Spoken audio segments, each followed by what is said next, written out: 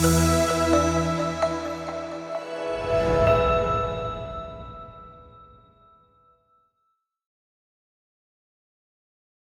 for those of you just coming in, if you wouldn't mind renaming yourself with your project acronym or your funding agency if you're a GPC member, and also give just a brief little introduction of yourself in the chat. As you can see, some people are already doing that. Thank you. All right, and I will keep reminding people to put their project acronym in their names. This is just to help us kind of see who's with which project and kind of help you network a little bit in the breakout rooms. Okay. All right, so maybe they just weren't muted. All right, so hopefully you all had a chance to look over the agenda a little bit that I sent the other day. And I guess I should start by introducing myself. I'm Megan Postma. I am a member of the Belmont Forum Secretariat. And we're going to introduce the rest of the Secretariat and our coordination team in a couple of slides. But for now, I have been the one that has been emailing you, annoying you with all the emails. So hello, and welcome to the Pathways kickoff meeting. We're excited to have you here, and we hope that you guys really enjoyed all of SRI. I know Tuesday Australia time, I was in a bunch of meetings and I saw a lot of your names. So I'm glad to see that you guys were participating. Okay, next slide, Amanda. Okay, so we're just going to give a really brief walkthrough of the Zoom platform just so that everyone is comfortable and the meeting goes smoothly. I mean, I'm sure you're all very familiar with it from some of the other SRI talks this last couple of days. But so first we have our mute button and our camera in the bottom left-hand corner. So please keep yourself muted unless you have a question or comment and we call on you.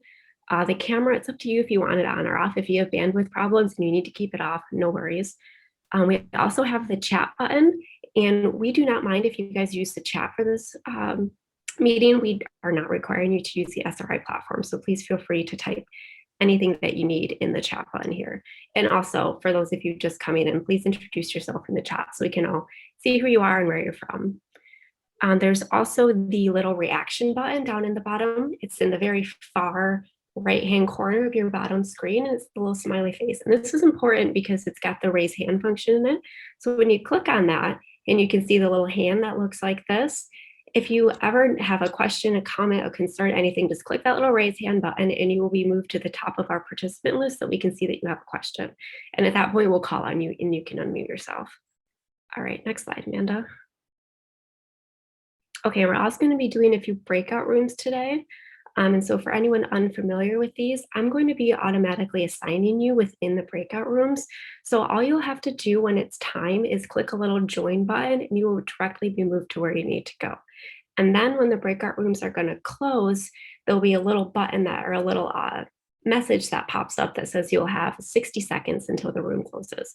So you can either click the return to main room button and go over automatically, or you can just wait until the time runs out and you'll be put over. So you'll all make it back into the main room and we'll have continue our discussion. All right, next slide. Do you want to do this one, Amanda, and do the activity?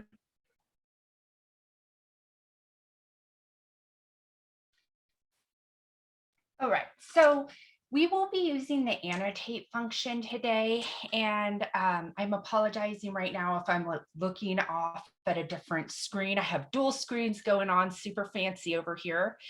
And so the annotate function, the way that works is the way it looks on my end is you would go up to the top and you would see a little tab that says view options. It's next to the green bar. And if you click on that, you should see the function for the annotate tool. So I would like us, and then it might be at the bottom of your screen. Sometimes it's like that for people. So yeah, find that view options tab and then get to the annotate tool. And we're going to practice that tool with a little activity right now. So what you would need to do is go up, find your annotate tool, and then you can go to the stamp function. So you should see there's an arrow, there's a check mark, an X, a heart. I'm going to choose the heart. And then what you can do is just go over any of the different SDGs that your project is covering. And we know that, of course, people are covering a lot of different SDGs. in their projects, which is wonderful. So go ahead and let's take a look at which SDGs we're really focusing on. And if the annotate function, if you're having problems with that, raise your hand, we'll help you. We want to make sure everyone is able to do this before we move on. Oh, look at that. We're getting a lot for SDG 13, climate action. Oliver, let's see. Are you having problems finding the annotate tool? Yes, sorry, I was late, and so I don't know where to connect to go on the tool. Oh, okay. Thank you for letting us know. So if you go, usually it's at the top of your screen, and if you have right next to the green bar that says the screen is being shared, there's View Options tab. And then you would click that and then go to the Annotate tool. And then there's Stamp function. So you should highlight that and then be able to click. Oh, look at that. This is excellent. We have quite a few for SDG 17, partnering for the goals. This is interesting. SDG 3, good health and well-being. We all know how important that is right now. One near and dear to my heart, SDG 6, clean water and sanitation. Oh, look at this. A lot for SDG 14, life below water. That's great. Oh, okay. We have some for economic growth here. Zero hunger. That's wonderful. All right. So has everyone been able to use the annotate tool? I want to move on until make sure. Okay. Looks like everybody's all right, but please stop me if not. Actually, let me take a screenshot of this before we move on.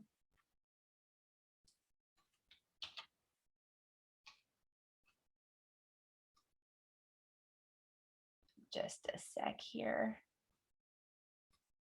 Oh, doesn't want to let me. Can one of the I've got quite a few, Amanda, so don't worry. Okay, great. Thank you. Thank you. Okay, so let me clear all drawings. All right. Someone drew again. Let me clear that. Okay. Let's move on now. So I just wanted to quickly give everyone a chance to introduce themselves. So I'm Amanda Shores. I'm a AAAS Science and Technology Policy Fellow working at the National Science Foundation with Maria Yule. You'll hear from her in a moment.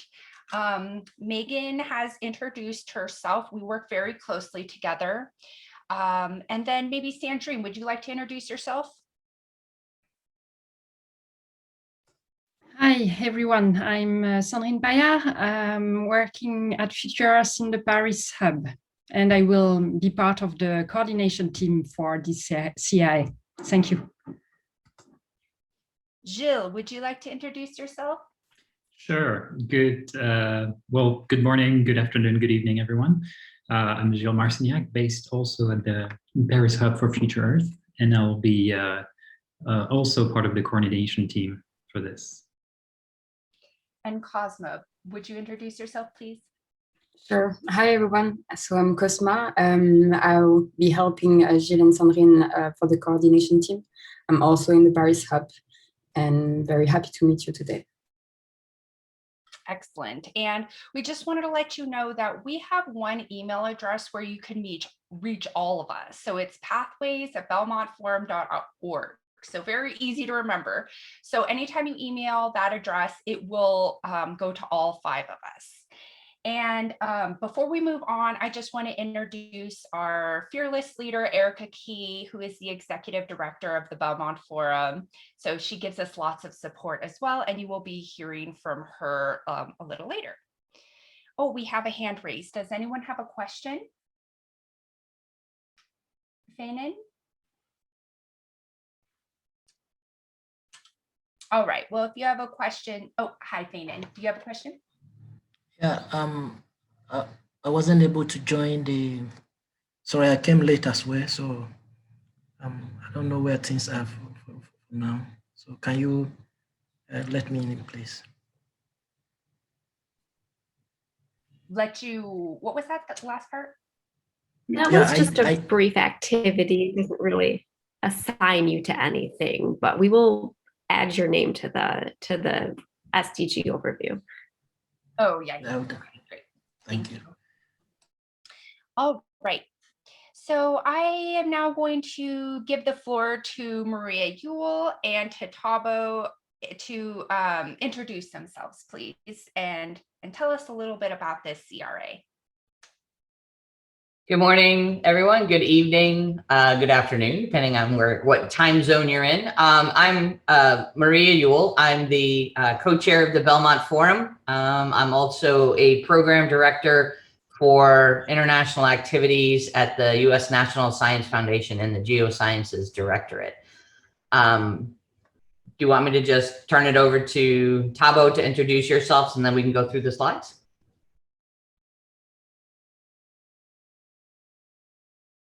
Thank you, Maria. Let me find my video. Hello, everyone. Thank you, Maria. My name is Tabo Dikale. I'm from Future Earth Regional Office for Southern Africa, which is a regional center of Future Earth. We are based at the NRF, and yeah, we're part of also the GPC for this particular CRA. Nice to meet you all and welcome. Hey, thank you. Great. So I'm just going to give you a quick overview of how we came to be here. I promise it'll be short. So the Pathways to Sustainability Collaborative Research Action that all of your projects are part of actually kind of stemmed out of a discussion that we had several years ago. And we were very interested in doing something through the Belmont Forum around the SDGs. And we decided that one of the things that was critical in addressing all of these things were systems approaches to sustainability. And we were particularly interested in understanding trade-offs and balances to sustainable development among multiple SDGs. And so we had a scoping process, and what that really informed us was that not only do we need to look at multiple SDGs, but we also need to look at not just quantitative, so modeling. When you think of the SDGs, you think of a lot of modeling, but there's also a lot of qualitative approaches that necessarily haven't been incorporated into a lot of the thinking around how to get to and reach the or satisfy the SDGs.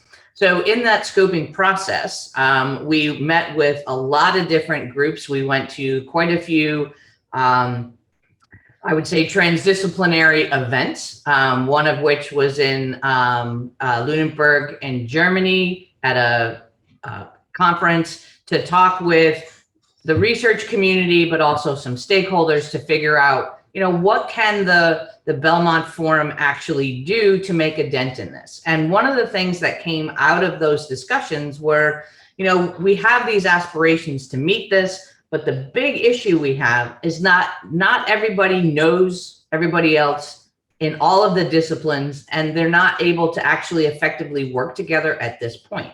So we said, okay, that sounds like an issue that the Belmont Forum can handle by supporting network development. And so this is really the reason why we first started with developing your networks through the various projects that you have.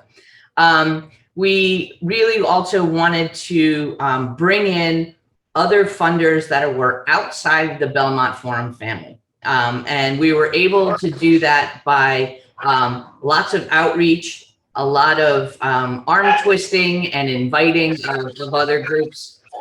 Sorry, we're having a little discussion between my dogs here.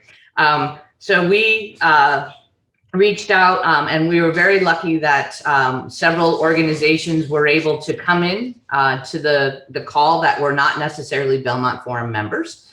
And we really wanted to make an impact by hopefully encouraging and incorporating support for researchers from the Global South.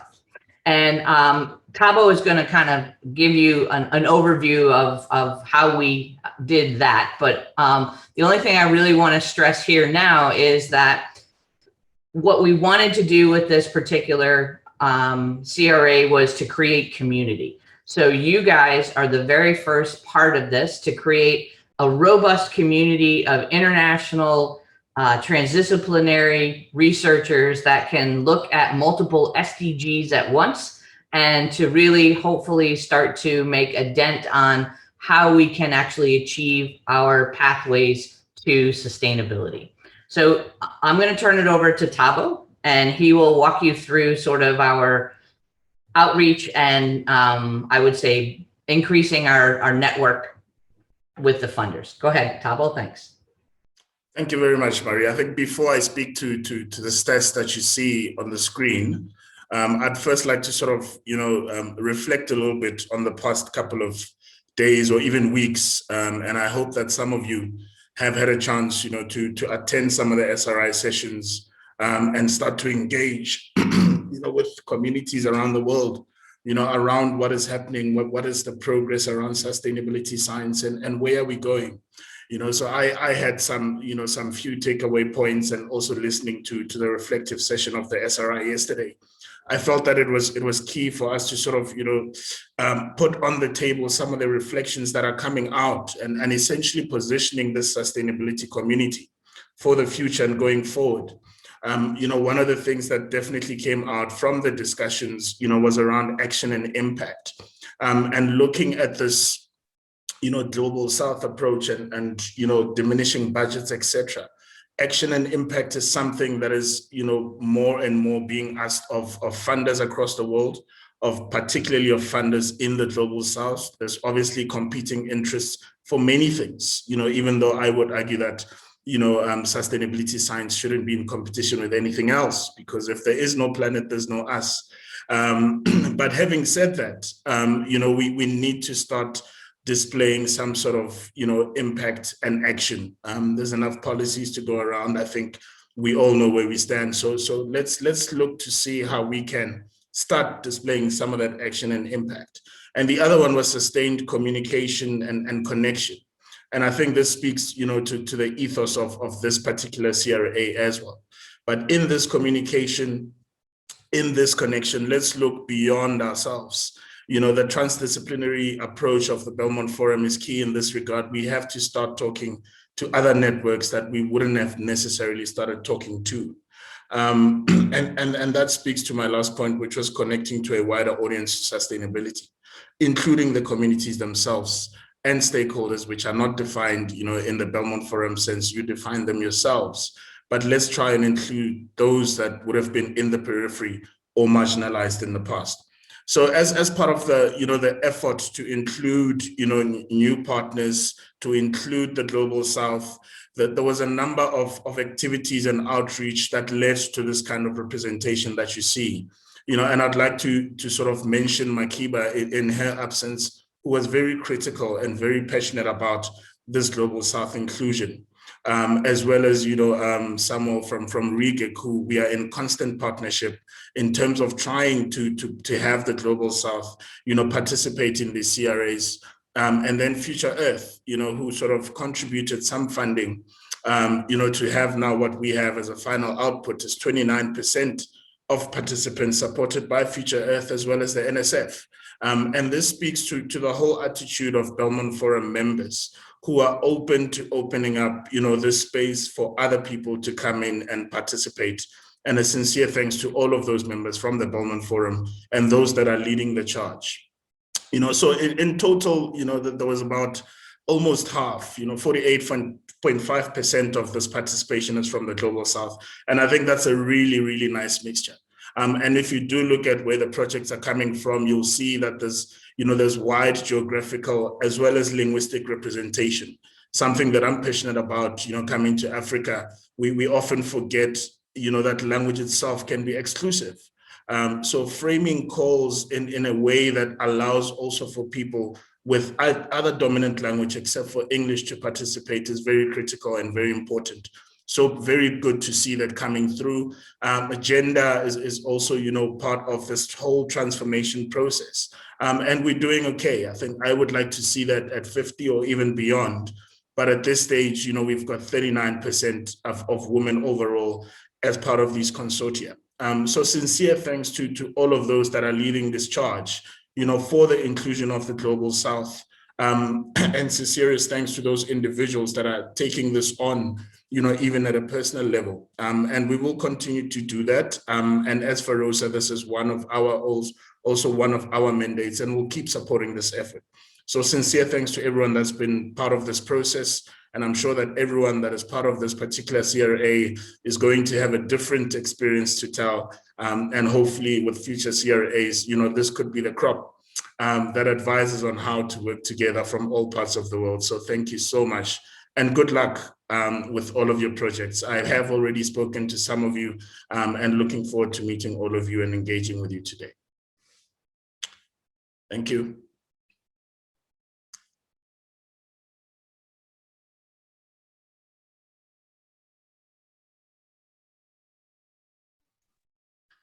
All right. Oh, I see people are still having fun with our annotate tool.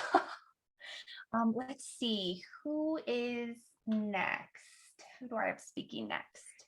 I think it's you talking about the map, Amanda. Oh, thanks. Okay, so we want to show you a map of your global distribution. And wow, look at that. Isn't that incredible? I mean, I think that's really neat. So clearly we have a global distribution, and I just want to remind you to please go ahead. We have some polling questions on the session page. It's right next to the chat in the session page. And one of the questions that we have on there is actually, is this your first time collaborating in a global project? And so, we also kicked off the soils project, and overwhelmingly the answer was yes, that this is their first time being in the project. And when I looked early in a global project, and when I looked earlier, it seems like that is similar for our Pathways collaborative research action, which is really wonderful. We're embarking on this whole new endeavor together. And so what we want to point out here is that you actually maybe have quite a few neighbors that you could meet up with at some point for a coffee, discuss your projects together, discuss your transdisciplinary approaches for co-production. So we want to really encourage you to see who your neighbors are and to consider, finding a way to get together and to really network.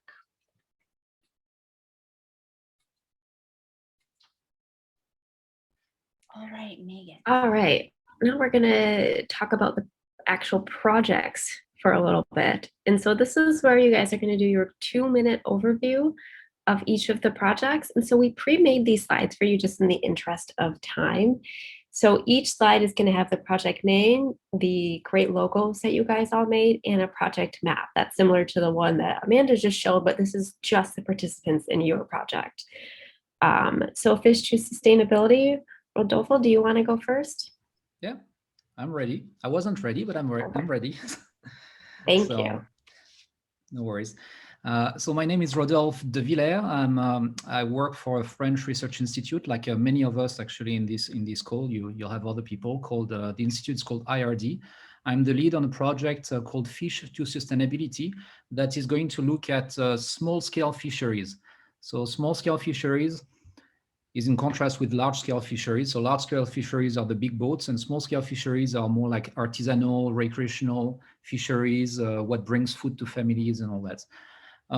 It's very important in the global south, small-scale fisheries. It's been studied a lot, but not necessarily in relation to the Sustainable Development Goals.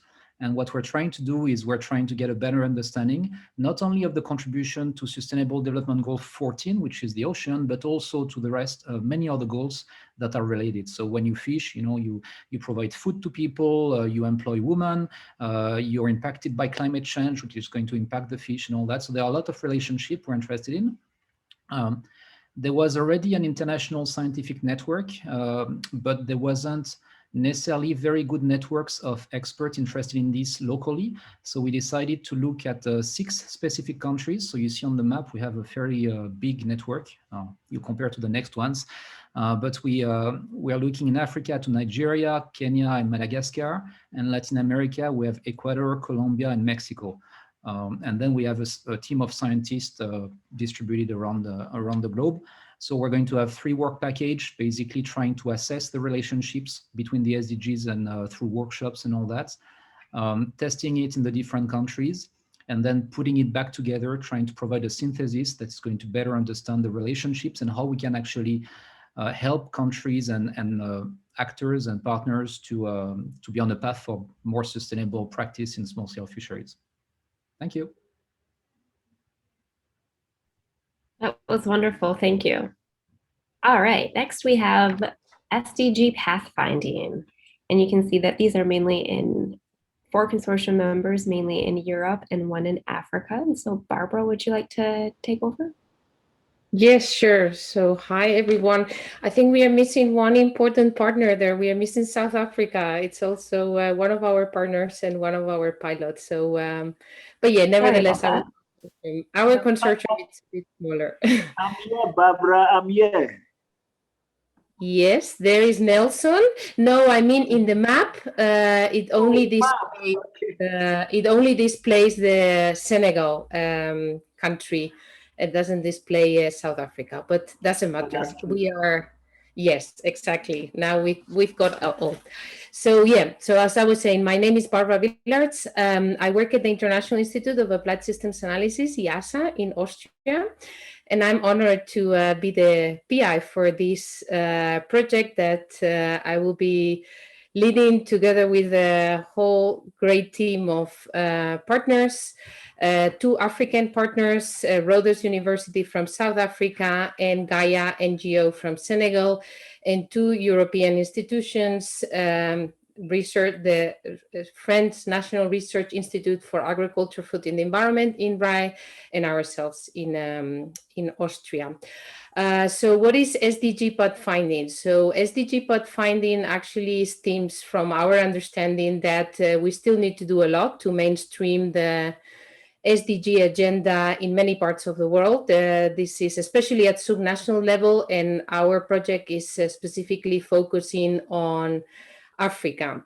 So what we will try to do is we will try to bring our best of our expertise, experience, and interest in trying to develop participatory approaches that can help mainstreaming the SDG agenda within subnational levels, with the main intention to localize the SDG agenda, foster institutional capacities about what the SDG agenda is and how can we actually find ways to meet the different targets, and also bring in the different values and perspectives that the stakeholders have.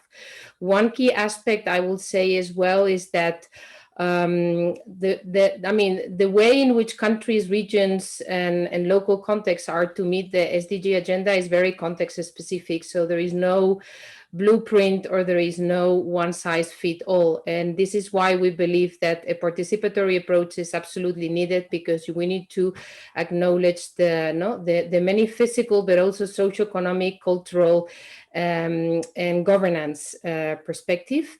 So we will be testing our approaches in 2 case study areas from Senegal and South Africa. But we aim actually not just to generate at the end of the project impact in these 2 regions, but hopefully as well bring a sets of tools that can be actually scaled into other contexts of Africa. And I will leave it here. Thank you. Thank you, Barbara. You there, Amanda? Thank you. All right, now we have UCOM Africa. As you can see, most of these participants are within Africa and 1 in the United States. Peter, you want to take it over? Yes, thank you. Yes, my name is Peter Wangai, and I work at Kenyatta University in Kenya.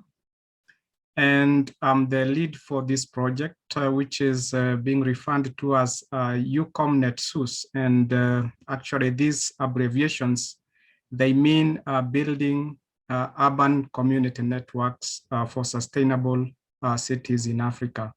So this project is actually being worked on by a team of 8 persons, and together with their respective institutions, we believe that we are going to get very exciting results from this project.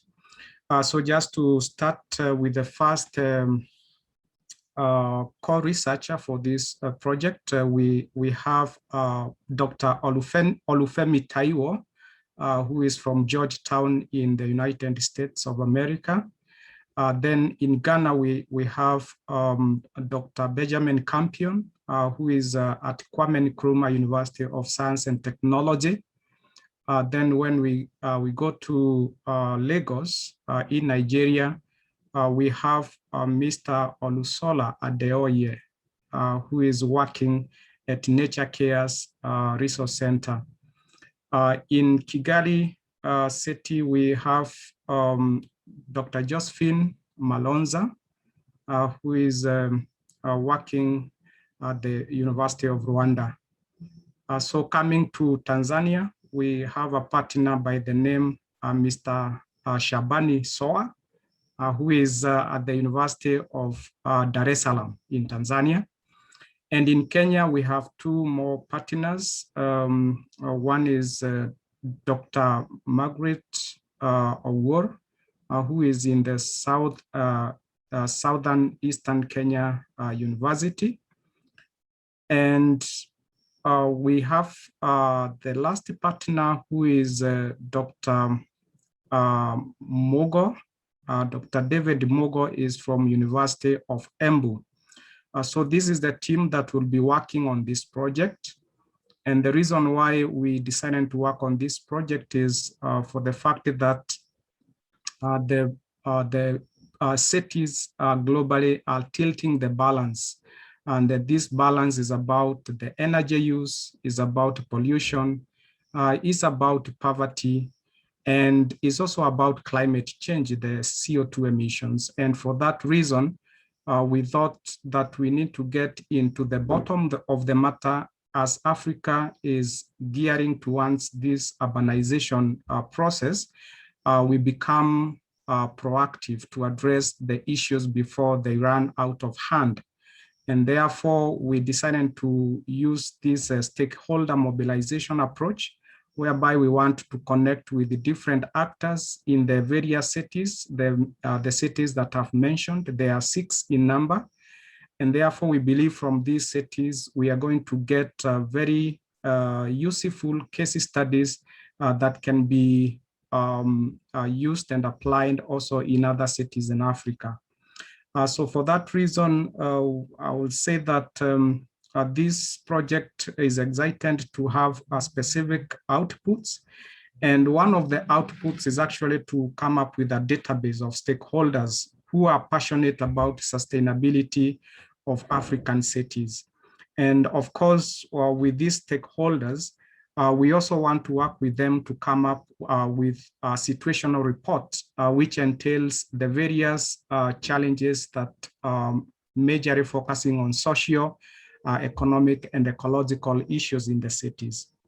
And of course, we cannot forget that this project is very much looking forward to create social solidarity groups in the urban areas, because also fighting poverty in the urban areas is also a key agenda for this project. So this social solidarity building with stakeholders, private sector, non-government organization, learning institution, government institutions is of pertinent, pertinent use when it comes to the delivery of this particular project, and also realization of the various objectives that we've laid down for this project. So with that, I say okay, you're thank you. finishing up. Perfect. Sorry, I didn't mean to interrupt. Thank you, Peter. All right, now we have PackPath. Alexandra? We could keep it to 2 minutes, everyone, please. Thank you. Hello, my name is Karina von Schuckmann, and I'm speaking on behalf of Alexandre Ganachon, who is the PI of this project from ERD, France. So PACPAS aims at establishing efficient and sustainable transdisciplinary processes, methods and networks allowing stakeholders, scientists, indigenous and civil organizations of the Pacific Islands to share common objectives and actions in order to achieve environmental sustainability. So there will be a particular focus drawn on the ocean SDG, so SDG 14, and it's interlinked to all other 16 SDGs, particular SDGs 13 and 15 for the Pacific Island countries. And the project will work on 2 pilot sites, Fiji and New Caledonia. So currently there are 13 organizations which will contribute, 9 universities from France, Germany, USA, and Fiji, 1 international non-governmental association, the Pacific Community, and 1 company from the private sector and 1 government service from New Caledonia. And all those covering expertise across all 3 pillars of sustainable development for the environment, society, and economy. So the rationale is that stakeholders, including communities, policy and decision makers, business and industry, scientists, indigenous organizations, customary authorities, and non-governmental organizations need sound science-targeted expertise and reliable database information to make informed decisions at the right time and for the right time scale.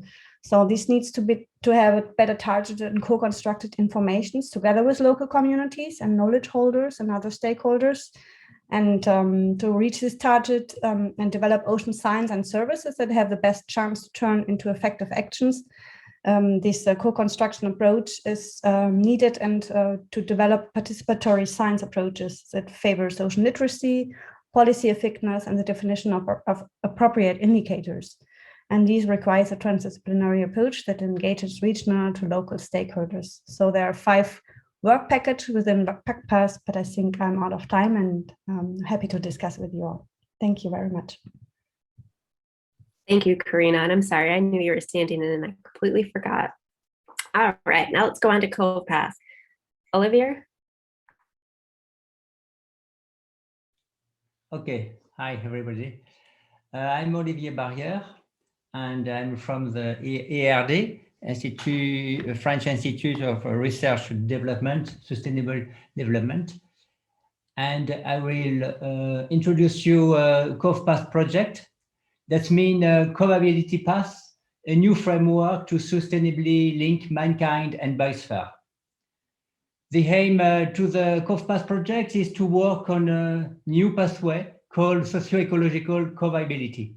Socio-ecological cohabitability is defined as human-nature interdependence resulting from interactions between human and non-human systems based on mutual sustainability.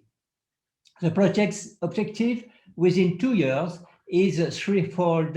First, to define in an indigenous way, transdisciplinary, this new way answering the ecological urgencies. 2, to gather multidisciplinary and spatial remote sensing data through the creation of a platform to develop indicators of cohabitability with the support of GEO, Group on Earth Observations in Geneva. This monitoring indicators will allow to work on models and the preparation of a guide on human other than human relationships. And 3, consolidate the consortium that will bring together researchers with biosphere reserve managers, territorial stakeholders, and international institutions. The consortium. At the present time, the consortium gathers 15 national and international research and environmental institutions, 32 researchers from many disciplines, human, physical, and natural science. That's why I couldn't, I did not put all the name of every researcher. Presently, 6 biosphere reserves from 4 continents are in the project, with possible modifications due to the active participation of the stakeholders of these territories that we will solicit to integrate the consortium. The CoPath project is a transdisciplinary project by definition, and from the beginning, it will be built with the biosphere reserve stakeholders. To finish, and I will be in time, the future aim is to develop territorial co-viability pacts with the co-construction of a guide to socio-ecological co-viability. Thanks. Thank you very much. Great, thank you, Olivier. Okay, now we have the SAM Consortium. Asli, would you like to go ahead? Hello, this is Xing. I'm an associate professor from University of Maryland Center for Environmental Science. I'm the lead PI for the SAM Consortium from the United States, but I want to emphasize this is really a team effort. So we have several PIs and colleagues in the audience, and I encourage all of you to turn on your camera and say hi. And so I will be kind of provide a brief overview of our project on behalf of our colleagues here. So the SAM Consortium builds upon transdisciplinary collaborations for developing a global sustainable agriculture indicator system over the past 4 years. So while we are successfully developed the first assessment of agriculture sustainability for over 100 countries around the world, we also recognize that those indicators have their limitations and they will not be useful unless being applied to guide the pursuit for sustainable agriculture. So thanks to Belmont Forum, this SAM Consortium project really provides us a unique opportunity to apply the SAM indicator system to our 6 partner countries and regions, including United States, Brazil, Turkey, Austria, South Africa, and the Sub-Saharan African regions. So for those, for each of the region, we have put together a transdisciplinary team to examine the historical trajectory of agricultural performance based on the SAM assessment, and then identify the technological and policy opportunities for improving agricultural sustainability. So the co-development of the case study involves countries with highly diverse profiles of development stages and natural resources, and enables this co-learning process across the boundaries of nations, disciplines, and sectors. So by this process of co-developing and co-design for the SAM indicators, as well as associate case studies and engagement tools, this project really aims to provide some guidance towards a more sustainable agriculture. So finally, I would like to just take this opportunity to welcome new friends and partners to also join us and explore the pathways towards the sustainable agriculture for countries around the world. So with that, yeah, I will give it back to you, the floor. Thank you, that was great. All right, now we have AirGeo. Melina? Hello, I'm Melina Macouin from France. So in the AirGeo project, we focus on air pollution, more especially on airborne particles related to georesources activities. Georesources activities such as mining, recycling of heavy metals, and urban activities. Our ambition is to answer the questions how citizens can become actors in the evaluation of their environment, and in particular of the air they breathe. For that, we develop passive biosensor and low-cost samplers. One of our goals is to develop a passive biosensor with a low environmental impact, containing biological elements such as tree bark.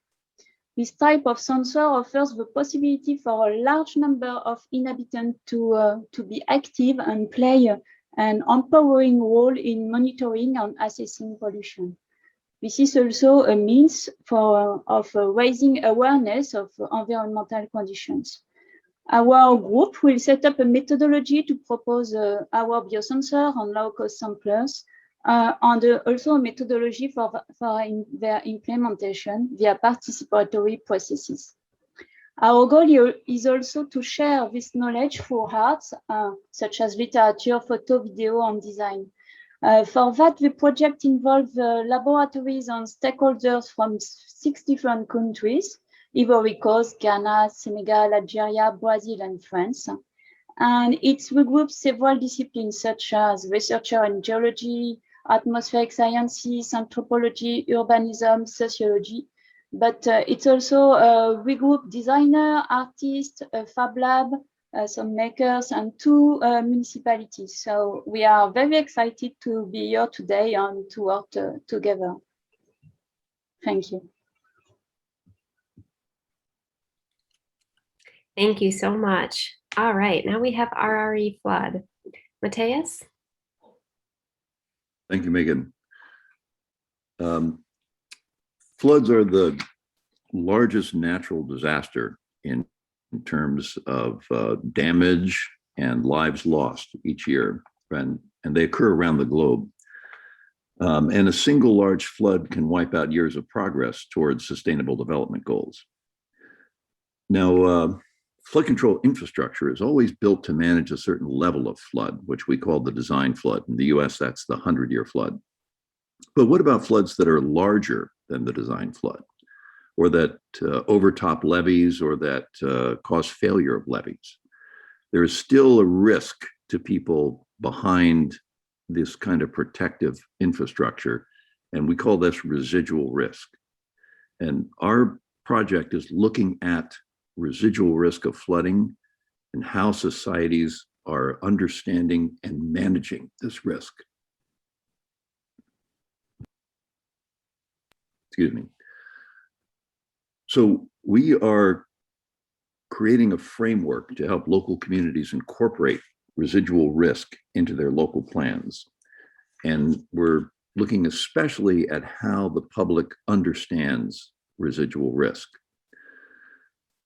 Residual risk has a strong interplay with sustainable development goals, sustainable cities and communities, climate action, and the partnership. So our project is creating an international network of scientists working on residual risk. We have partners from Berkeley, where I am, Anna Seriobet and Kenichi Soga. We also have partners from National Cheng Kung University in Taiwan, in Germany, both from Hamburg University of Technology and RWTH Aachen, also from France, the University of Versailles, Saint-Quentin-en-Yvelines, and in Vietnam, the Ho Chi Minh University of Natural Resources and Environment and University of Social Sciences and Humanities at Vietnam National University. And as a result, we will create a community of practice, including not just the researchers, but also civil society organizations, practitioners, policymakers, and we have an expert panel to guide us along the way.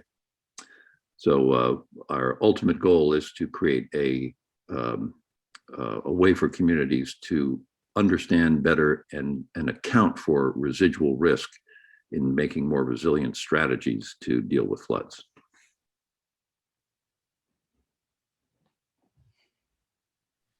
Great, thank you. Okay, now we have premise. Alexis?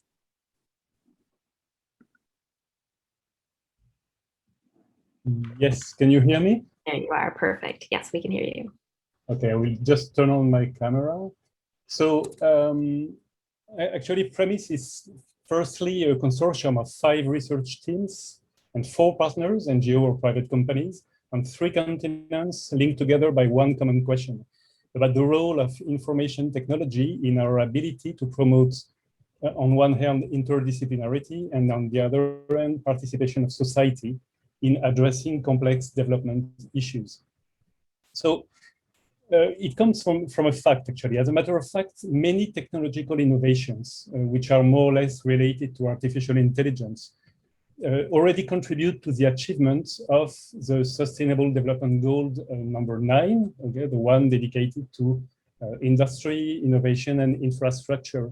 But our question was, how do they contribute, and how maybe can they contribute to the achievements of the others? So among these innovations, we choose 2 of them, computer modeling on one hand, and IoT, Internet of Things, based crowdsourcing methods, which appear as promising approaches for 2 main reasons. on one hand, modeling and simulation already enable scientists, but also stakeholders, to virtually explore the sustainability of different pathways in socio-environmental problems. On the other hand, crowdsourcing literally empowers stakeholders so that they themselves can monitor the progress of the chosen pathways and support the scientists in doing so. So the objective of Premise and why we gathered together is to go a little bit further, actually, and to demonstrate the extent to which combining these two technologies can effectively support, let's say, creative and collaborative design of new problem-solving methods in the framework of transdisciplinary approaches, which are gradually becoming an essential part of the sustainability science paradigm. So Premise will gather South African, French, Turkish, Vietnamese, and Taiwanese academic and non-academic partners, as I said, to do mainly three things. One is a systematic review of the literature that already addresses these subjects.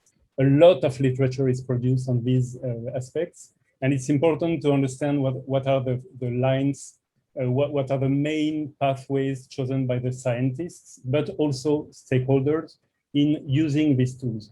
And the goal is to produce conclusions, maybe policy conclusions or operational conclusions, alongside at least a number of scientific review papers.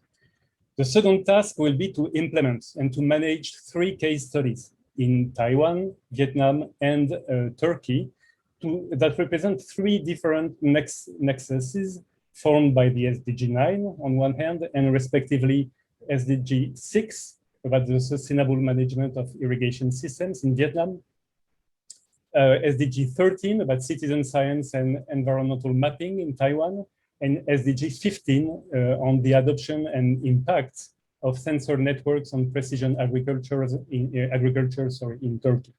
So the last task will gather all the outputs of the 2 first ones and hopefully deliver a scholarly book and maybe a methodological guide that helps in providing new perspectives, and maybe a set of recommendations to support transdisciplinary approaches in sustainability science projects. And in that respect, I sincerely hope we will be able to work with the other projects, especially the ones who will use these kinds of techniques in their work, so that maybe we can benefit from their experience too, and why not contribute to theirs. Thank you very much.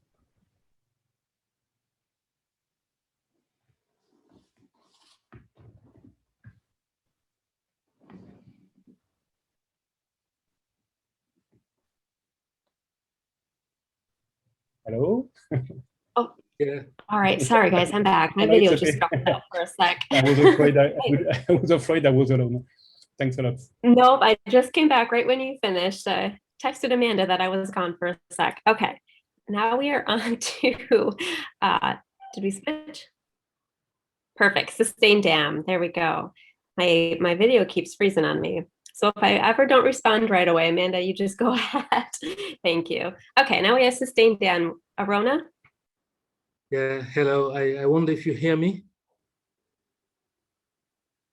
Do you hear me? Yeah, we can hear you. Okay, so my name is Arona Jeju. I am research director at the Research Institute for Sustainable Development. Sustain dam aims to contribute to a sustainable management and planning of hydropower generation in West Africa under climate change and land use land cover dynamics.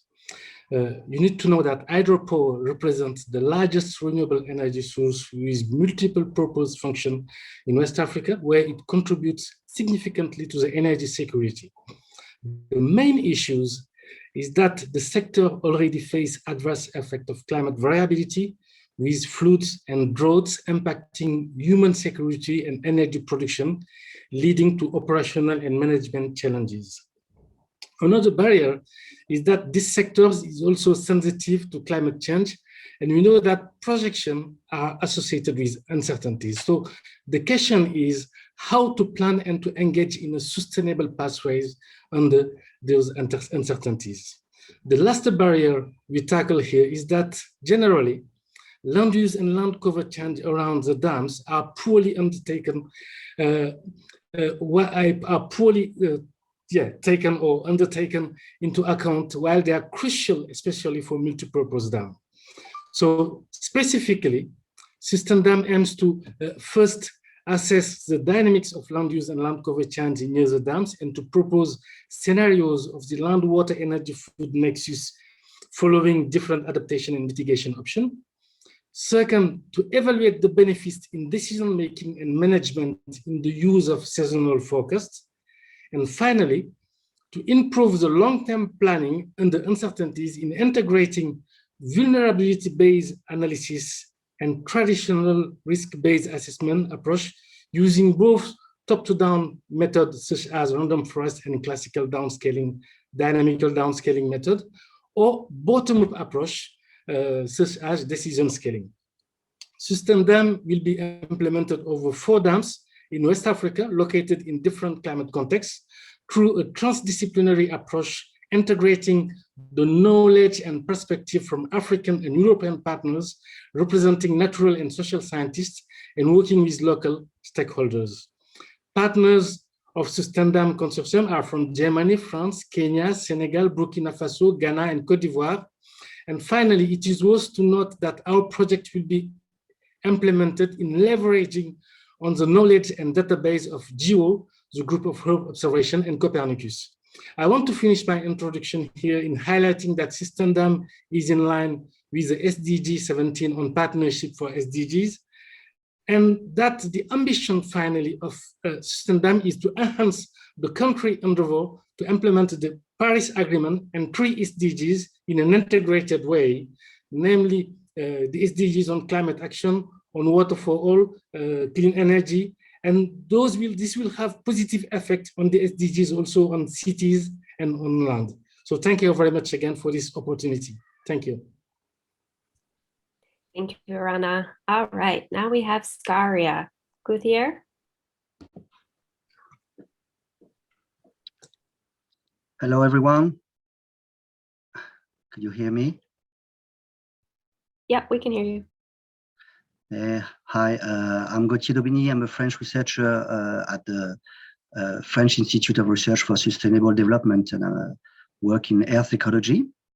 And I will be the co-leader of the Scaria project, which is about, which means towards a sustainable community-based mitigation of rodent-associated issues in African cities. That project will be conducted with many partners, 7 partners and 6 other subcontracted partners from 4 countries based on Africa. And you can see Niger, Madagascar, Benin is missing, and Ethiopia is missing too on the map. And the colleagues involved will be academics from these 4 countries, as well as operational stakeholders, for example, from health centers or crop protection services. And we have on board some NGOs, local associations, and of course, representatives of local communities we are working with, and as well as a social enterprise, Meta, which is based in the Netherlands. Well, the project will have to see with fighting rodents. As you may know or may not know, the rodents are reservoirs for lots of human pathogens like plague, Lassa virus, leptospirosis. These pathogens are responsible for 400 million human infections per year, which is huge.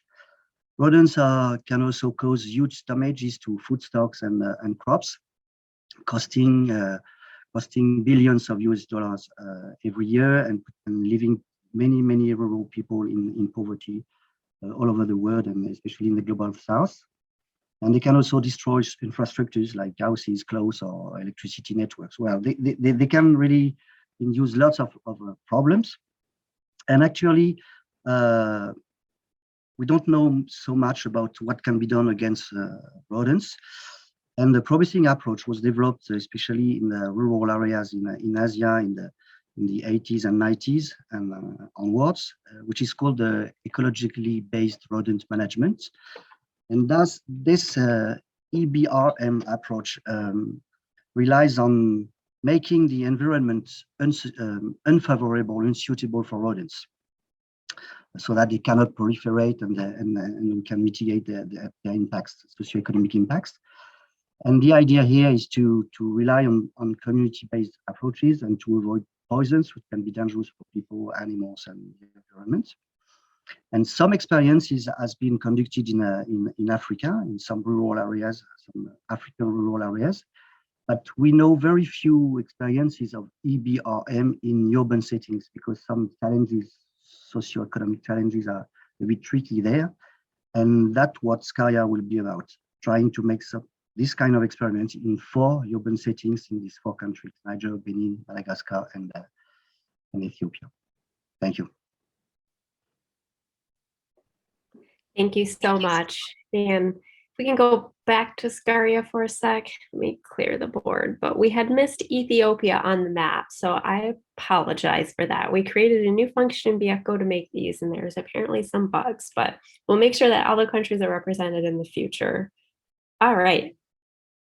Oh, thank you, Amanda. Okay, now we can go on. Sorry about that.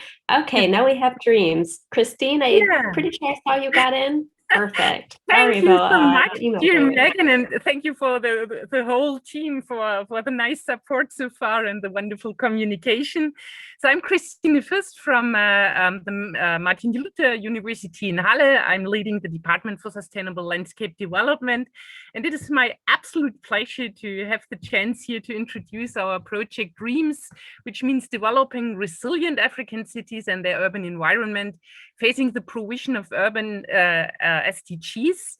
The vision and mission that we have, and that might be a little bit expressed by our logo, is really to force these international partnerships on SDGs, on how to upgrade, in our case, informal settlements or in common slums, in a way that ensures the sustainable development of megacities in Africa. So that's really the challenge in the future. If you look on urbanization processes, that helps to cope with the challenges from rural-urban migration as a really key process at the moment, and that helps us also until 2030 to contribute to the achievement of the UN SDGs.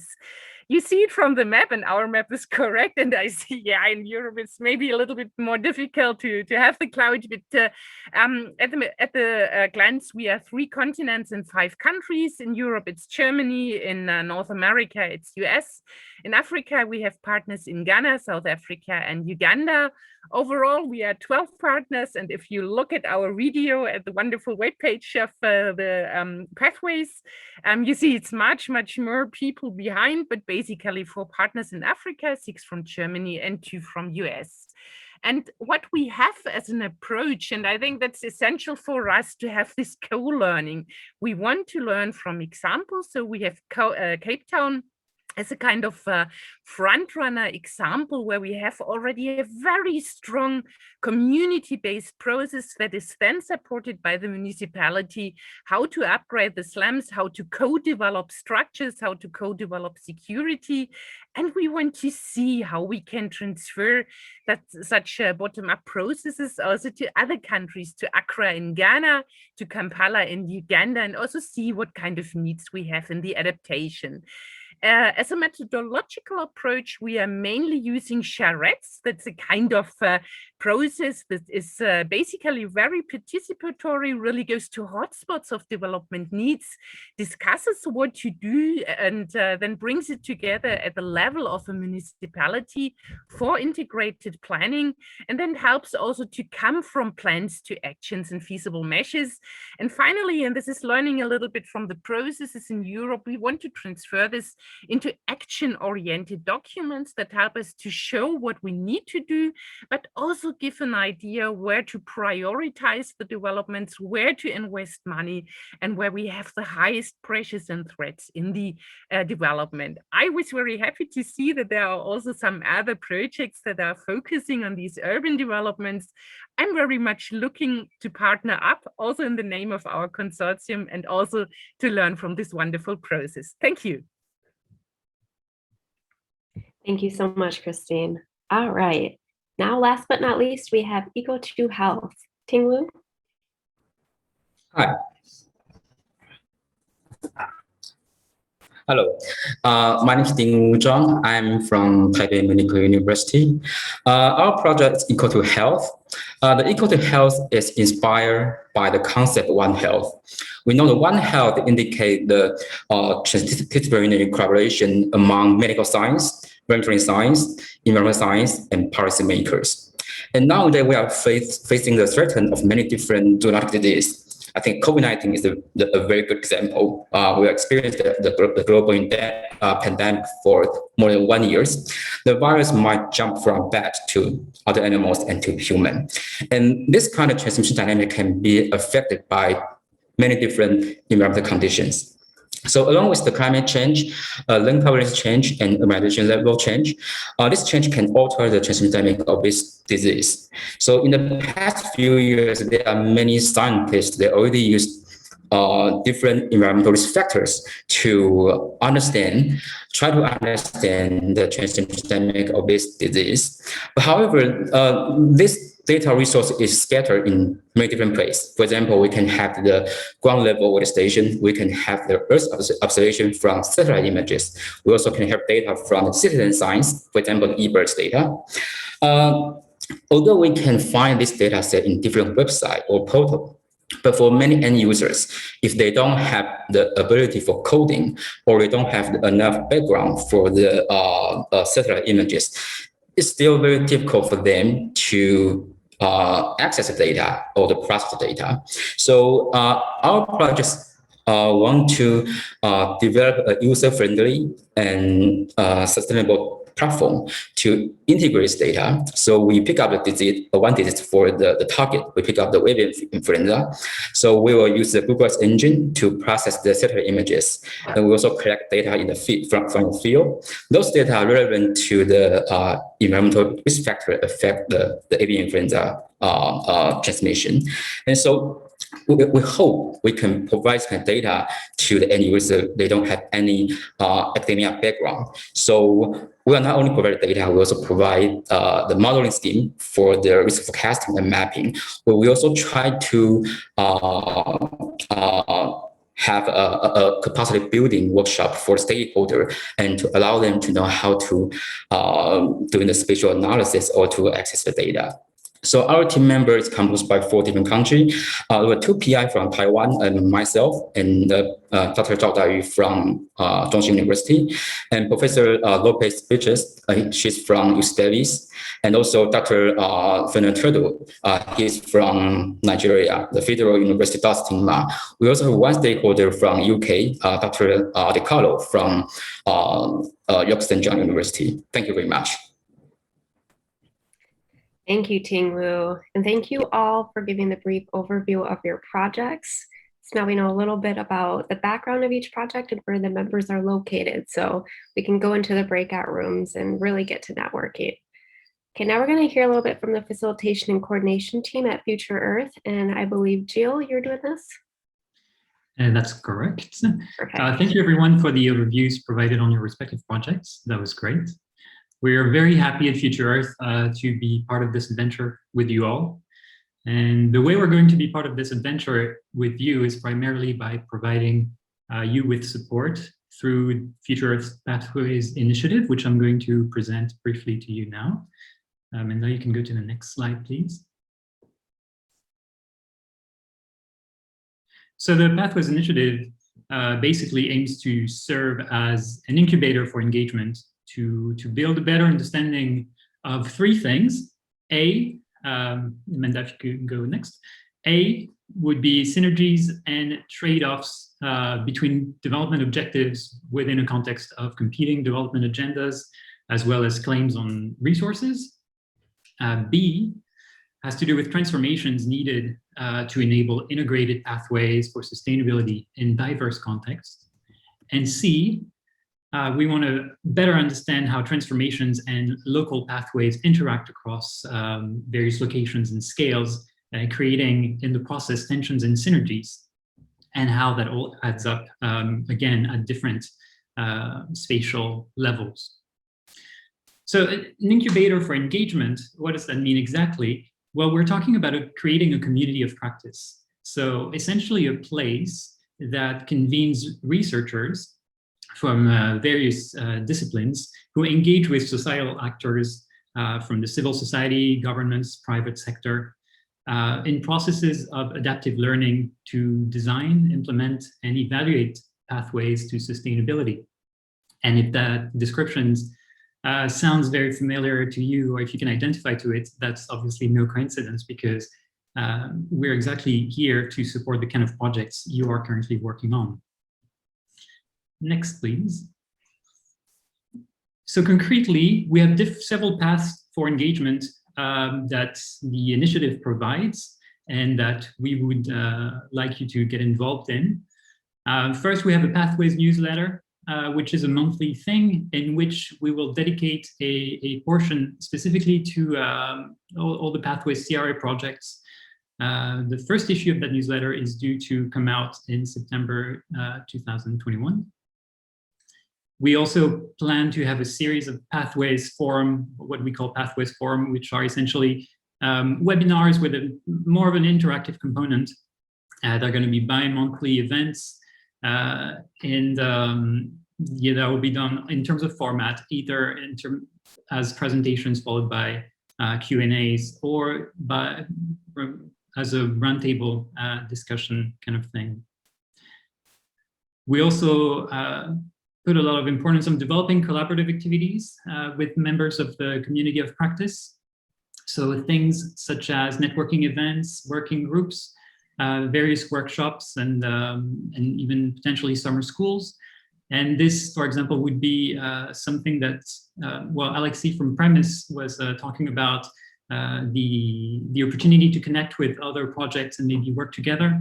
And this maybe could be done through a collaborative activity that we could work together on. And then finally, it's also very important for us to give visibility to your projects and to promote the result of your work through the Future Earth communication channels. So the Future Earth website, the Pathways Forum that I just mentioned in the newsletter, but also we have a series of Pathways briefs that can be dedicated to your projects, open science meetings, and of course the SRI conferences. And yeah, so I'll add a link to the Pathways webpage if you want more information about all this, and where you can subscribe to our newsletter and get in touch for more information, or just to strike up a chat if you want to. And with this, I'll hand over to Erica. Thank you very much. Thank you, Gilles. So diving into our first breakout, so we can get to know each other a bit better, we're going to focus for a few moments on transdisciplinarity. Next slide, please. So this is something we've been talking about quite a bit over the past few days in the Congress, and it's at the very core of what Belmont Forum supports. So we require international transdisciplinary projects. And there's a lot of interpretation of this word, and there are sort of synonyms of different variations. You know, it's kind of a spectrum, if you will. But for Belmont Forum, at its most fundamental level, it's the requirement, the threading together of knowledge from the natural sciences, which includes physical sciences, the social sciences and humanities, together with stakeholders. And the stakeholders possess their own expertise and can be very wide-ranging. And you would have defined that in your proposals.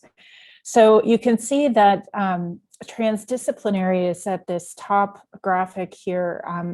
It is almost like the strawberry banana smoothie of knowledge. It's really learning from one another to co-create new knowledge, whereas interdisciplinarity is sort of looking at those boundary areas and how different disciplines might touch upon one another. Multidisciplinary is a parallel activity, and of course disciplinary is that siloed individuality. So bringing it together, learning from one another, and building together something unique in your project is going to be a hallmark of this activity. We did just have a training this week, and I saw many of you there. Tobias Busser, who's the head of TDNet and ITD, the Alliance of Inter and Transdisciplinarity, he gave a brief overview, and we did record it. It is available on the SRI Congress platform, but we also have other resources available for you on the Belmont Forum YouTube channel. So please do visit and watch these, including an exceptional sort of toolkit for transdisciplinarity that we recorded with Gabrielle Bammer from ANU last year. It gives you some ideas of how to engage with stakeholders at the outset of your project, recognizing the different levels of engagement, and dealing with sometimes difficult stakeholders as you move together in a co-produced process. Next slide, please. So these overviews of your projects were so helpful, and I hope that you saw some parallels with what you're doing and opportunities to connect with other projects, either due to geography or due to knowledge type. But this is just an overview slide of some of the themes within the networks, and there are quite a few around urban settlements, so that might be an opportunity to coalesce around urban approaches, or there are different crosscuts that you can entertain through the coordination office and through this gathering to be able to network the networks. So we are going to have a quick discussion about this, and it's going to surround a few questions that are on the next slide. Thank you so much. So as you are forming your network, what are the opportunities and challenges that you foresee in threading together those different knowledge types? Was there anything missing, or any countries that you wish you could have added to your proposal but couldn't, either because there wasn't an annex there that could support their participation, or other some kind of roadblock? There are many different models and representations of transdisciplinarity, so we'd like you to share those and your interpretation in the breakouts.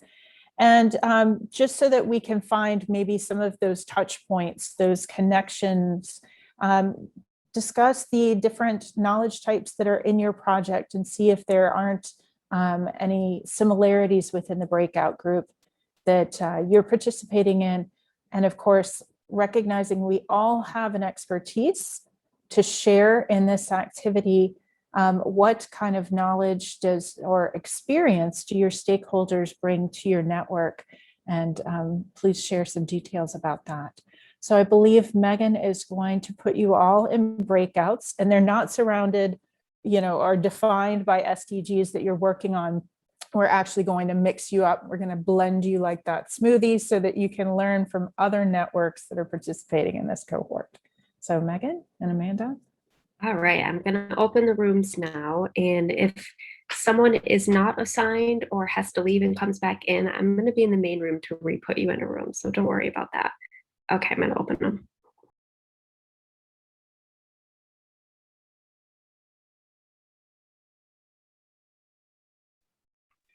All right, folks, now that we are all coming back in here, I'll actually just let you go again. So we will take a 10-minute health break, and what we'll do is something kind of fun. So at 7 minutes into our health break, you will start to hear a video play.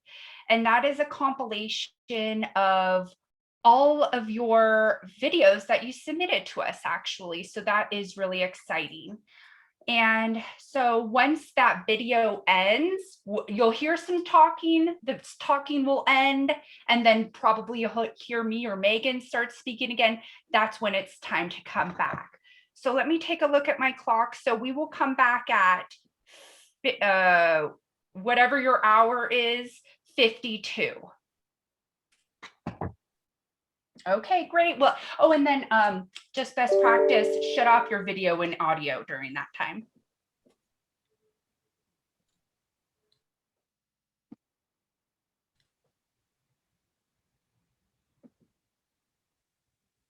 Generate and recognizing these are networking projects, they're still going to generate some kind of learning information. We've heard today about GIS and remote sensing.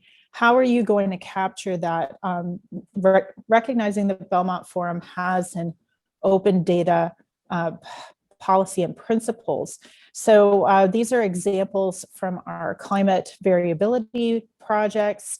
They made their data available in a number of ways, including data publications through accessible archives, and provided those links back to us in that reporting. And next slide.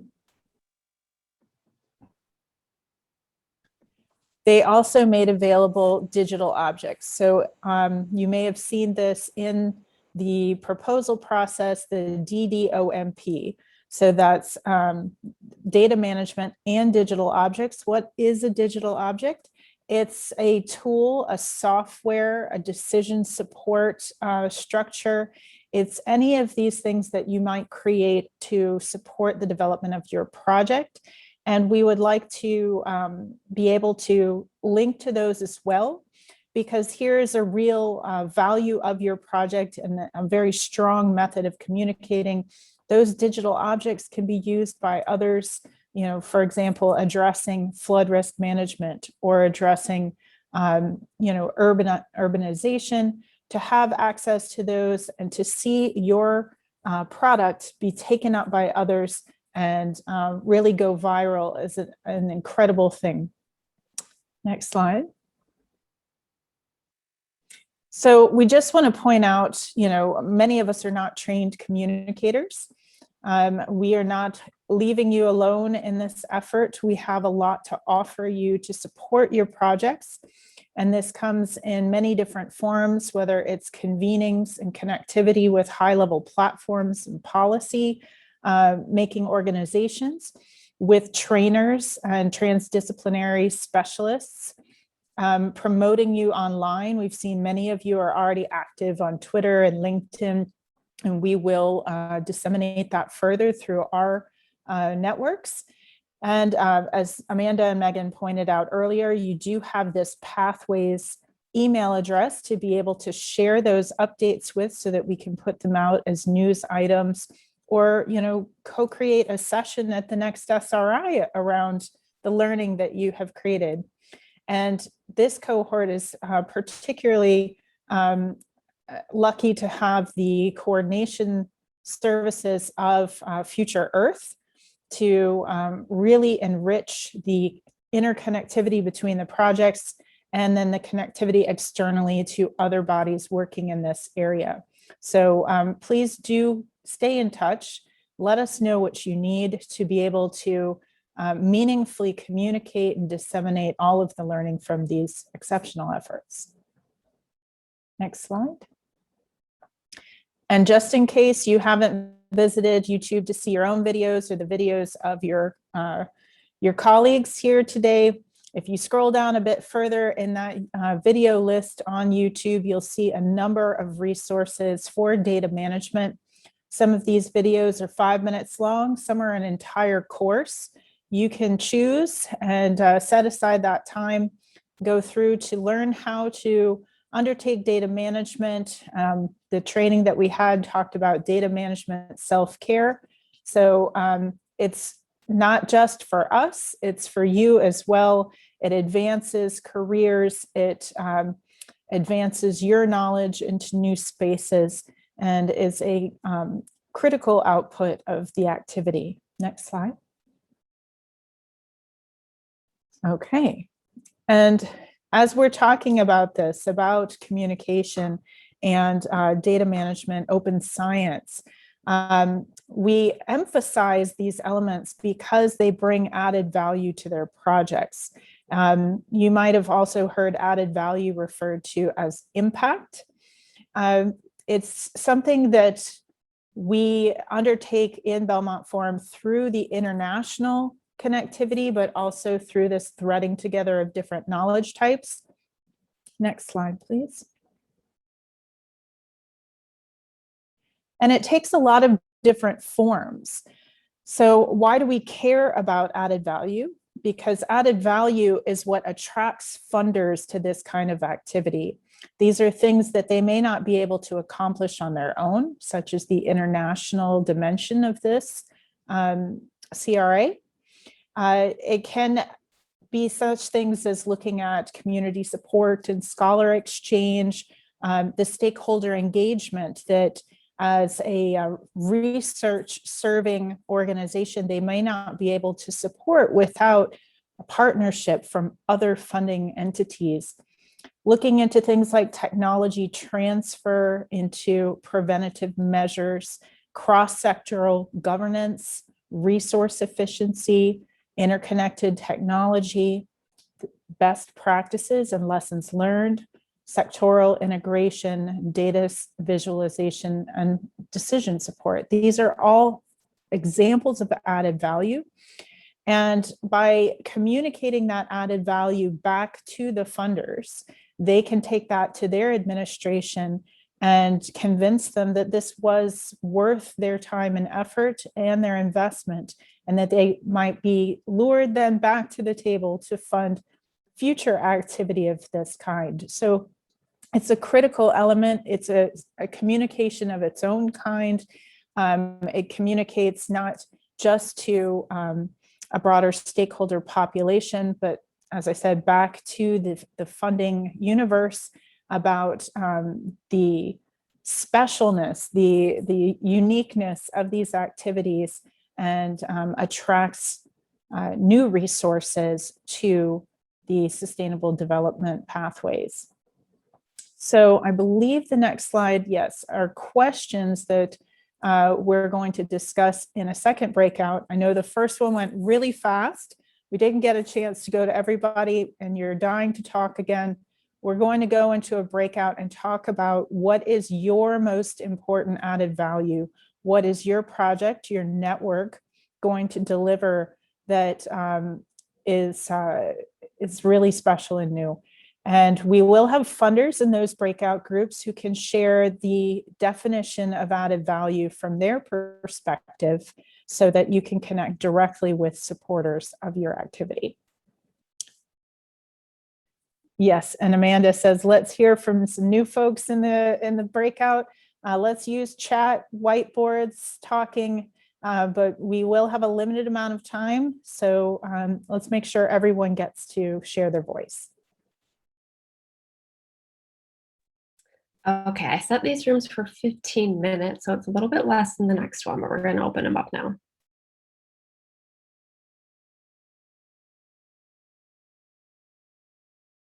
Yeah, I have a little question. I tried to note our discussion in a Word document, but it's too large to put it into the comment.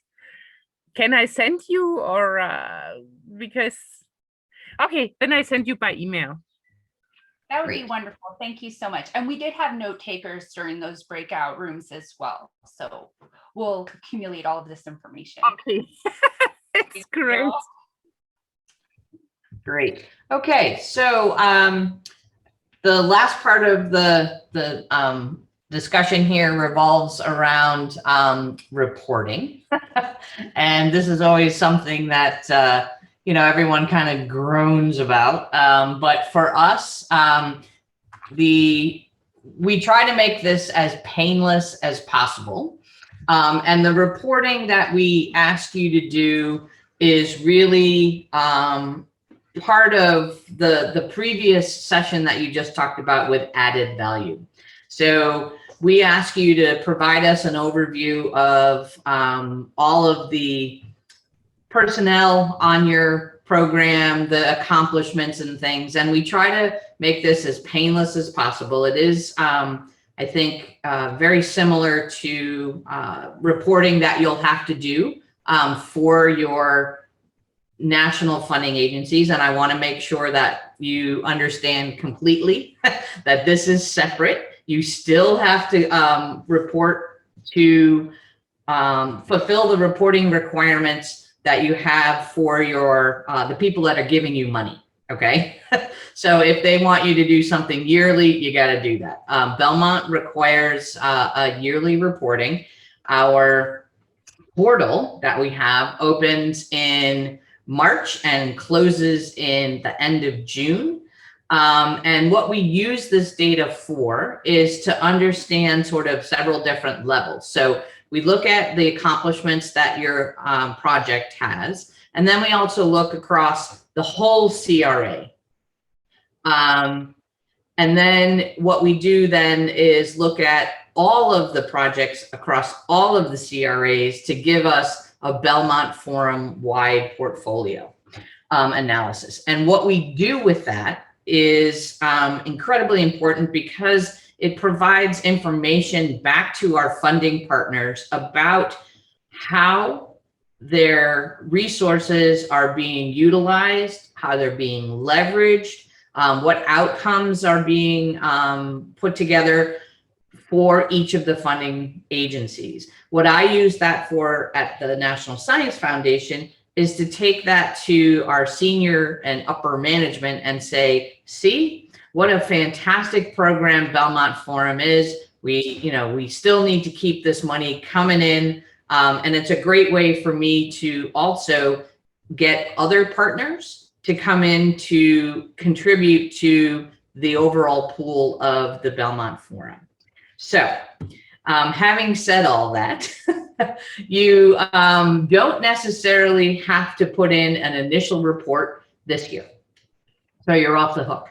In addition, you guys, these are networking grants. One are 1 to 2 years. So really the only thing that you're going to have to do is to put in an interim report if you have a 2-year project. If it's a 1-year project, then it's your final report.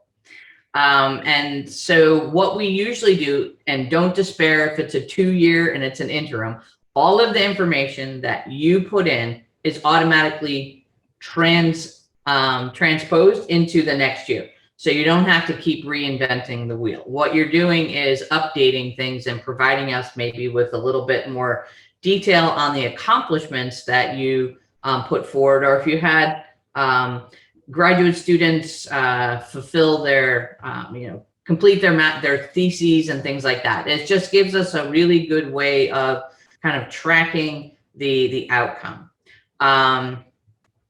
So really with this, the way that it links together is that you will prepare kind of your initial report that you have. And again, we open up in March and we close in June. So this is for next March to have all of your information around your what do I call it? Information about your personnel and the deliverables that you put in.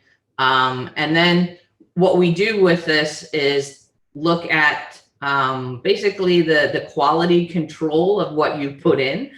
Basically your funding agency representatives will have a look and say, yeah, this looks really great. And it helps me kind of use the case to get more money or continue funding for this. And then at the last phase is where the Secretariat will go through and utilize all of that data to build a success story around the projects, the CRA, and then hopefully how it contributes to the overall program for Belmont. And I can say that we've used these in the past to justify further extending programs. So another call for proposals in this field. So things like that. So it's really important that you provide us with as much accurate data as you can. And hopefully a lot of the information you put in here, you're going to end up using for your national funding agency anyway. And as Amanda put in the chat, there are some training materials on our YouTube channel. It's pretty straightforward. And yes, we provide templates and all sorts of information on that. So that pretty much is it in a nutshell. You guys are going to get off pretty easy because it's not, you don't have to do it this year. It's either a final report if you're a one-year project or an interim report for next year. So just kind of keep this in your mind as you're going forward. And again, this is really for the consortium leads. So you're going to have to work with your other partners to make sure that there's a holistic report for the entire programs or your entire project. So not just your end of things. So, all right, I think that is where we ended up. Is there another slide? No. Okay. So are there any burning questions about the reporting? It's pretty painless. And what we do with it, we should have probably shown you some of the outcomes that we can generate from that. So the maps that you saw before were generated from the BFGO system, and those reporting can be linked to that. So there's lots of different data analysis things that we can do. We look at distribution, we can look at gender, we can look at all sorts of different aspects of your program, and look at, you know, sort of creating a picture of the successes that you've had. Okay, Christine, you have a question. Yeah, thank you so much. So I told it earlier, in Germany, the funding is a little bit different. So we have what they call scientific networks, and that does not allow me to hire a scientist. We can travel, organize workshops, and we are even not allowed to hire a student for supporting the coordination, but somehow doing something, which means I have to bear the full load, which is fully okay. But I know from my schedule, it's often a bit difficult to be sure that I really keep it. Will you remind us somehow? Oh, yes.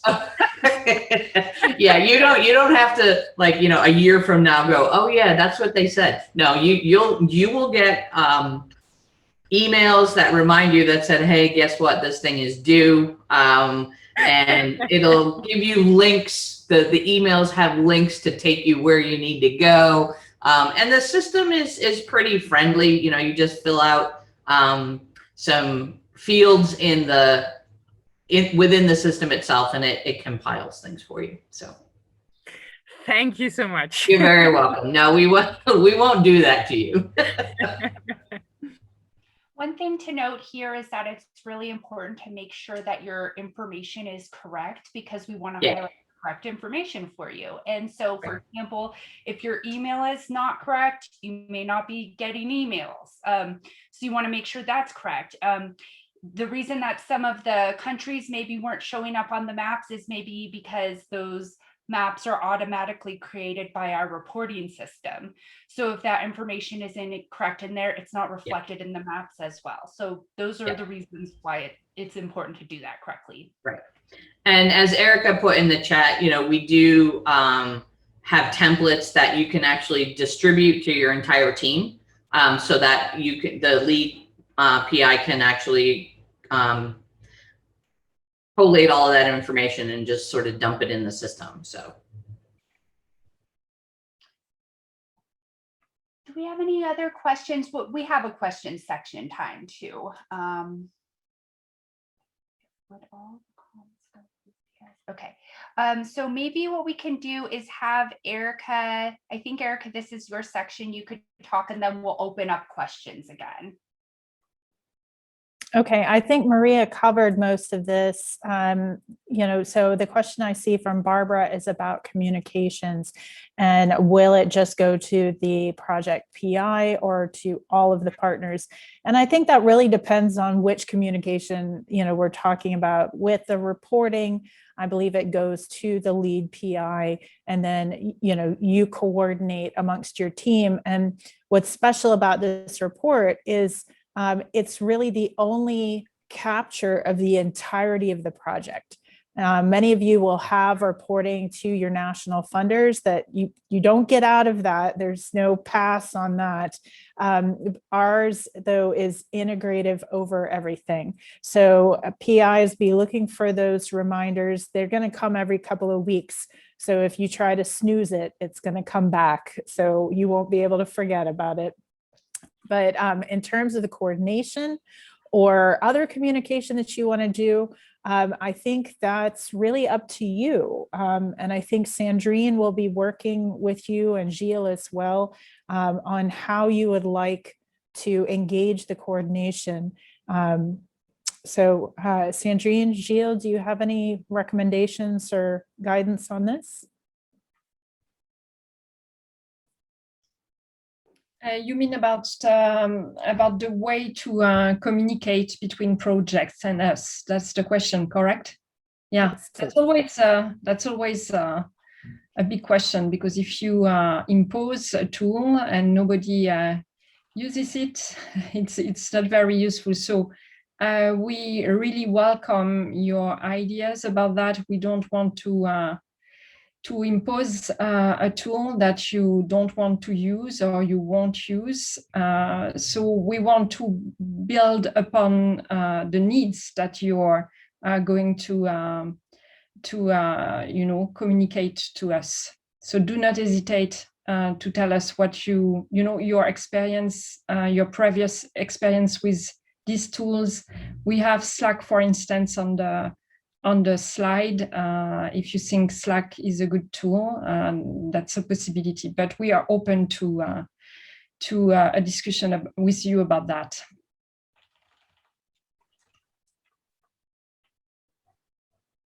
And I see there's another question that might be relevant, Sandrine, about other opportunities like this for the teams to come together and exchange. And David, we're so happy that you enjoyed today. I think this is a possibility and something that we would discuss, maybe having it around certain themes or having it around, networking the networks or something like this. But Sandrine, do you have anything planned? We can do that and have another gathering of all the projects. I'm not sure about the right timeline to do that, but we will discuss this within the team. Maybe if I say in the fall, of course it's not the fall for everyone, but October or something, around October or something like that, because I think most of you are going to. Not most of you, but at least a part of the projects will start only in September. So we are going to discuss that, and we will be in touch with you about a new gathering of all the projects, and also to know what are your needs in terms of what you want to discuss and share.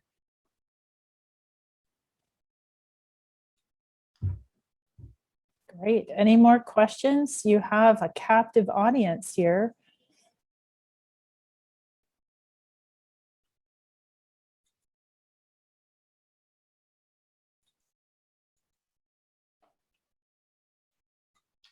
One thing that we could do is look at the polls, Erica. Go for it.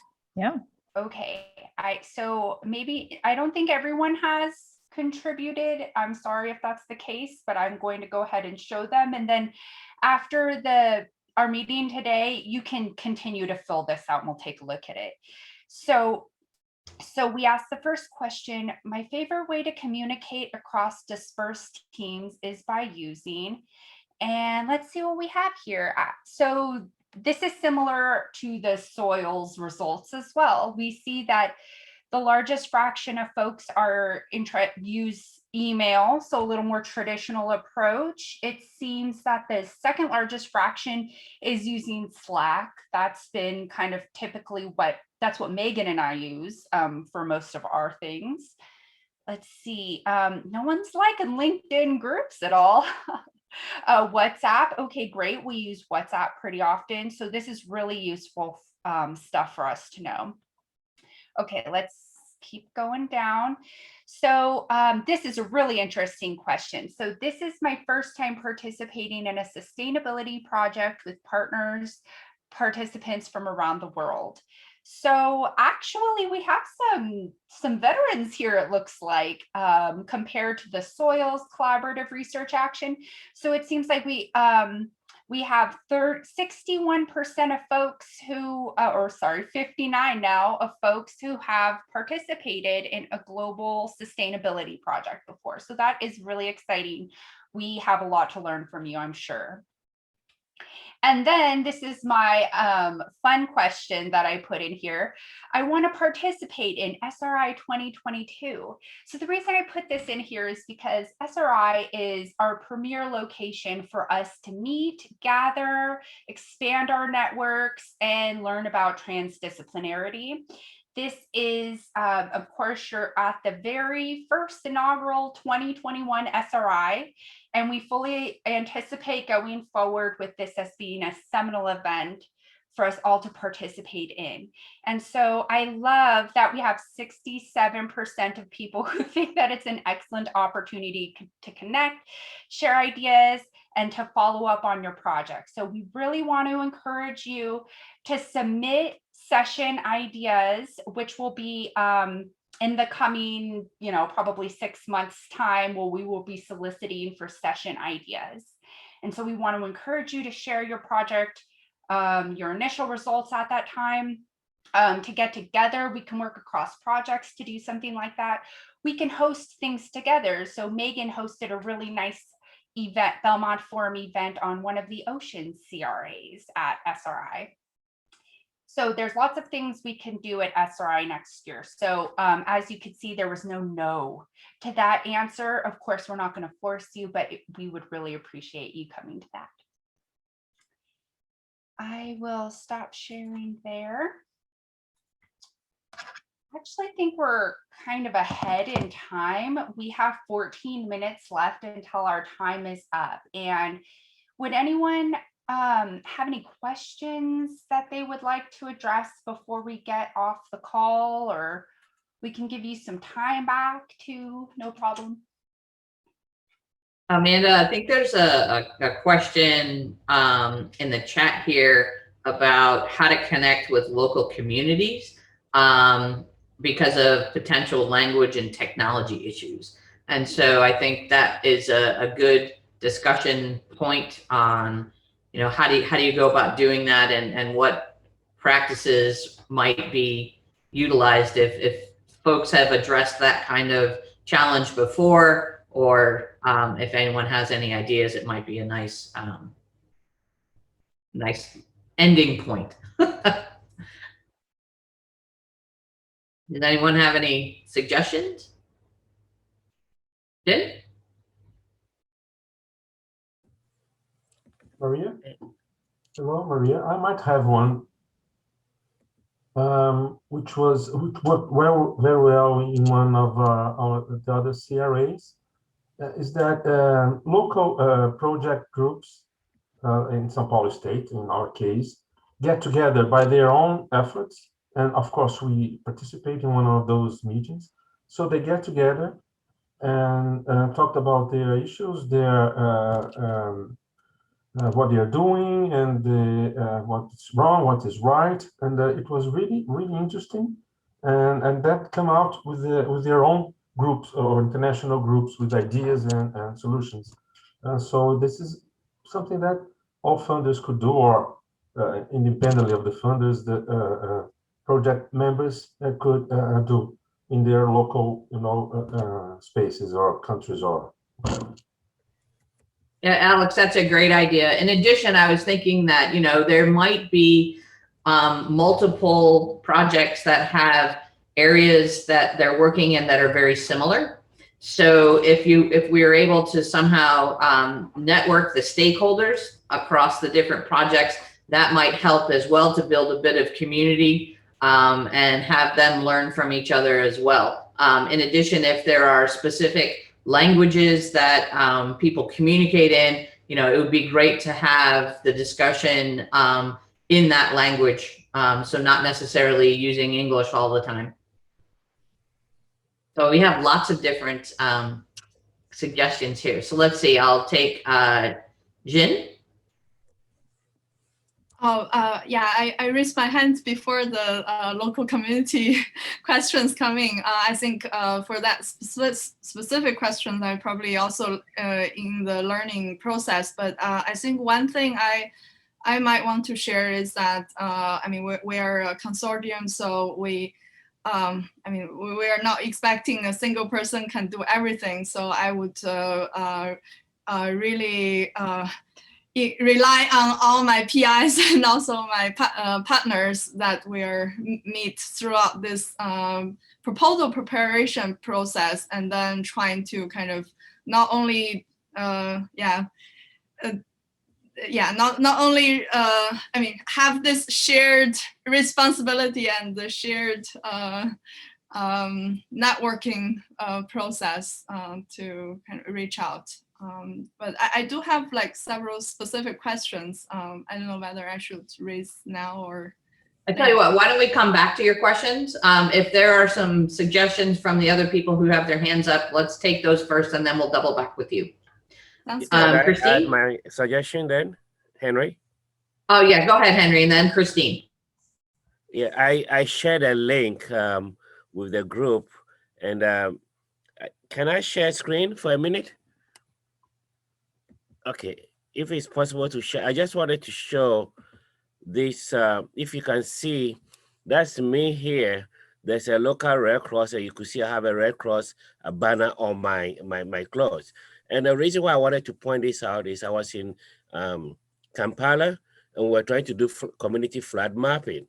One of the students that work with me, that's the lady out here, we actually have a brief paper on this. She suggested, you know, it would be good if we contact the local Red Cross because they give us good access to this community. Why? Most of the students in the university, they live in the city, but they have no connection with this informal settlement. So they may be in the city, they have nothing to do with them. So here you see the Red Cross gentleman giving the university students, mostly in African countries, the system is so different that these students have no idea the livelihood of the people. So two things he's doing, he's telling them, if you put in the Red Cross jacket, it comes with certain recognitions. You respect the community, you do certain things, and he became a bridge. When we got out there with our Red Cross on, people kept coming to us, can I get medication? They're telling us their health issues. They're telling us the problems they found. And we were doing this flood mapping, which allowed people to sort of embrace us, because when they saw us with the local Red Cross, then with the local Red Cross, they have connection with they call them the district area leaders. So as we get into a place, they call the people who come in. And it was very seamless. We didn't have to worry about who we are indicating with. We could speak the same language like these students do, but we are not in the same vein with them, but the Red Cross became the link. So I think it's more than just a language. It's also having the context, the partners that really play a role in connecting you with the community so they understand and buy into what you are doing. And that's what I wanted to show here. I'll start sharing my screen. Great, thank you very much, Henry. Let's see, Christine, you're next. Yes, it's maybe not exactly only community linkage, but more a strategic perspective. We mentioned these summer schools, which I think are a wonderful instrument for outreach. And we have currently one running together with quite many African countries. Henry is also involved. Next year it will be an urban system, so maybe a warm invitation to those projects here to participate. Maybe we can connect. We have also the money to invite speakers. And also what I want to give us an outlook in 2023, we have the YALE World Conference in Nairobi, where I think we will pick up many of the issues that we discussed today. And maybe there could be an opportunity also to have a Pathways Symposium and bring those together that are really working in the developing countries. And it's not limited to Africa, definitively not. It's an international conference, but in Nairobi we have the facilities to do so. And Peter Wangai is also someone who's supporting us there pretty much. So I think there are already some networks starting to work. And if you could help us and we could join forces, I think that could be a very, very good point to demonstrate what has come out for the international community. Great, that's a fantastic idea. Karina. Yes, hello. I wanted just to echo what had been already said. So that's building on existing networks, and particularly networks which are including local stakeholders. And then we have, for example, proposed a specific work package where there is an academic part and tackling the specific question on how to communicate and how to exchange and co-construct, but also to build on this existing network.